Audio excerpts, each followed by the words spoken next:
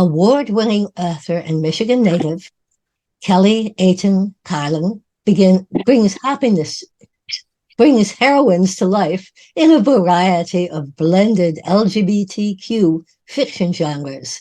She specializes in romantic, speculative fiction, focusing on extraordinary women who are as flawed as they are compelling. Kelly will publish her 15th novel later this year with Flashpoint Publications. Kelly, take it away.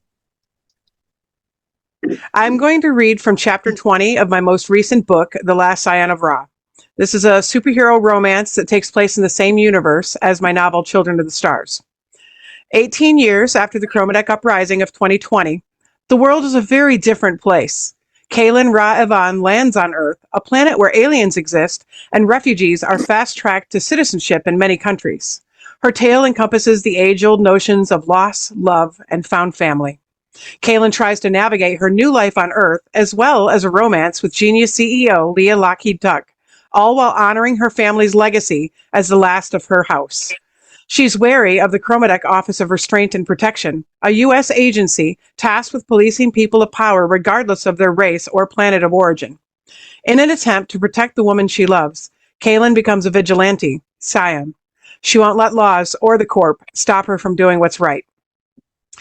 This is a lighthearted scene from chapter 20. Leah has only recently recovered from a paralyzing injury suffered as a child. With the help of nanotechnology created in her lab, Kaylin is currently wanted by the Corp because of her vigilante activity as Scion. Chapter 20. The savory smell of dinner tantalized Kaylin and her stomach growled. Will there be enough for all three of us? She didn't have to spell it out for Leah. Her main concern was whether there would be enough to satisfy her high-calorie dietary need. Actually, can you bring me the container from my laptop case? Kaylin sped through the condo to Leah's office. She found the resealable container and returned to the kitchen, blowing a few pieces of mail from the counter, which she quickly picked up. She held the container out to Leah. You may want to go normal speed while Anna is here. I'm aware that our friends know you're an alien, and a few probably suspect that you're Scion, but you should still be careful. Will you tell her about your recovery like you did with the group on Halloween? Well, yeah, I can't keep something like that from her. She's one of my best friends outside you and Maddie. Kaylin smiled, loving how close the two sisters were. If you trust her with your secret, then so can I. Besides, the entire squad already knows that I'm an alien, like Einstein and Nala. Technically, Nala was born on Earth. My point is that none of our friends have a problem with it. She held up her hand when Leah's mouth opened. But if you're concerned, I won't come right out and admit it to anyone, and I'll watch my power usage while she's here. Leah lowered the flame on the burner and then approached Kaylin, where she leaned against the counter. Darling, you know that your powers don't bother me in the slightest. I only brought it up because I worry about you. Kaylin looked down. Logically, she knew it was necessary to be cautious, but now that she'd been using her powers a lot more, she felt stifled whenever she had to pretend they didn't exist. I know, and I love you for it. Well, you may love me a lot more for this. I know you struggle to eat enough to satisfy your immense nutritional need. How you were surviving on Cliff Bars alone for all those months is beyond me. Kaylin frowned at the memory. They were quite tasty, but I was hungry a lot, and I cleaned out many grocery stores in the surrounding neighborhood. Well, knowing that you still struggle, and to save on your food budget, I had one of the labs work on this for you.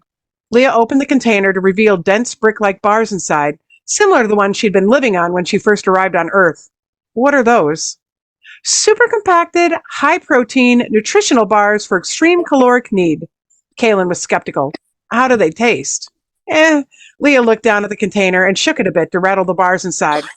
Actually, nobody knows because they're so dense. Clearly, the only people who can eat them are ones with incredible strength and digestive capabilities. So only me then.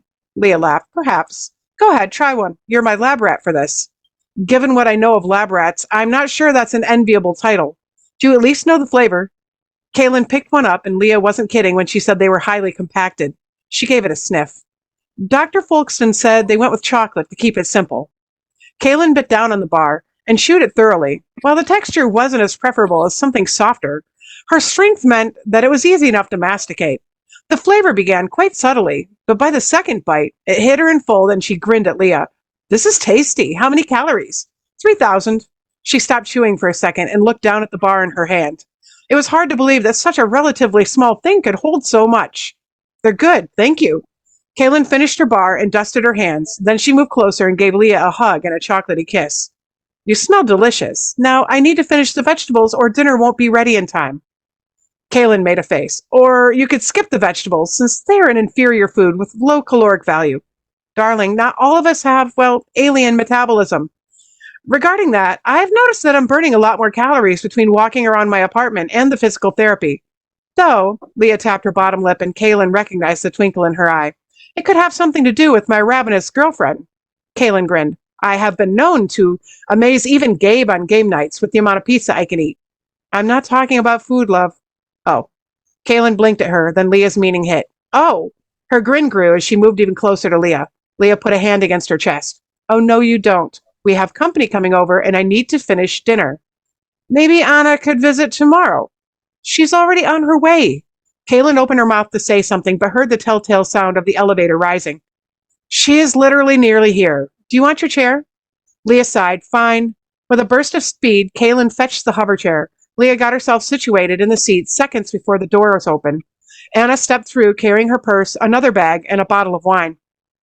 Sorry, I'm a little early, but I brought dessert. Kaylin looked from Anna back to Leah. I changed my mind. She can stay. Leah rolled her eyes. I'm glad your sweet tooth is so accommodating with our friends. That's it. Thank you.